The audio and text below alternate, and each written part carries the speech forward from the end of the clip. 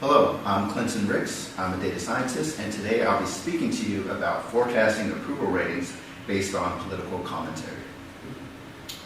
Quick background, the role of political commentators is to provide their opinion on elections, and in addition to that, their opinion on individual political candidates. The approval rating is the electorate's version of their opinion on an individual political candidate. As an example, if a political candidate had an approval rating of 44%, that would mean that 44% of the electorate approved of that candidate. What I was curious to see was the relationship between the opinion of political commentators towards specific candidates and the electorate's opinion on those same candidates. Here's a quick overview of my process and the tools I used. For identifying political commentators, I first looked at Twitter and identified a few organizations that spoke about the Democratic primary for this particular cycle. Next, I collected tweets using Get Old Tweets 3, and I analyzed sentiment using TextSwap. From there, I collected approval ratings using Wikitable to CSV, and then I generated forecasts from that. In addition to that, I used the typical Python library. An overview of my data, I had 33 political commentators from 4 organizations, 65,000 tweets, and 41 weeks was the time period that I looked at. A few considerations.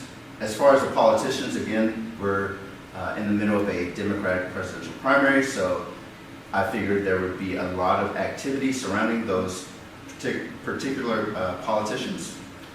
I also looked at commentators from organizations that focus predominantly on Democrats as opposed to Republicans for that reason. As far as my data, I looked only at tweets, and my model is based on a weekly target because approval ratings come out on a weekly time basis. So my tweets per candidate, here's a look at that. You can see Joe Biden has the most tweets over this time period, followed by Bernie Sanders. And monthly tweets.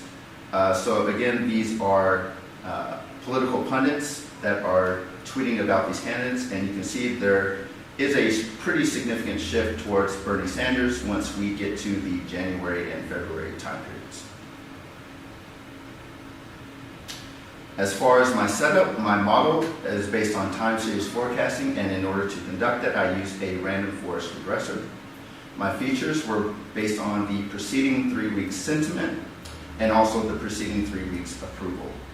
My target was the following week's approval. Finally, my results, I found that tweet sentiment alone did not appear to be useful for forecasting. In order to add to this, I would look to see if I could get a different set of results if I were to use a sentiment analyzer such as Vader as opposed to TextSwap.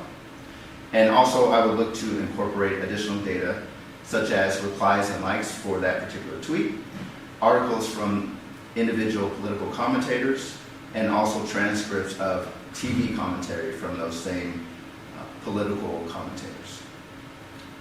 So once again, my name is Clinton Ricks. You can find me on GitHub, LinkedIn, and contact me through email, and I hope you have a great day.